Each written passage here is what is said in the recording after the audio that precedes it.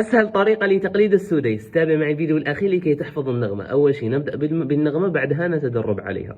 هكذا النغمة: الحمد لله رب العالمين الرحمن الرحيم مالك يوم الدين إياك نعبد وإياك نستعين اهدنا الصراط المستقيم صراط الذين أنعمت عليهم غير المغضوب عليهم ولا الضالين.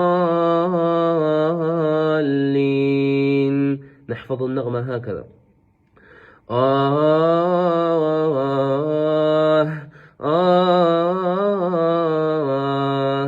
الحمد لله رب العالمين. تمرين القفزات النغمية: يا بني إسرائيل اذكروا نعمتي التي أنعمت عليكم وأني فضلتكم على العالمين. وبإذن الله لو ضبطتم من القفزات النغمية وتمارين تمديد الصوت ستضبطون النغمة. شاركوا المقطع والدال على الخير كفاعله، وتابعونا إذا أردتم تقليد القراء في القرآن.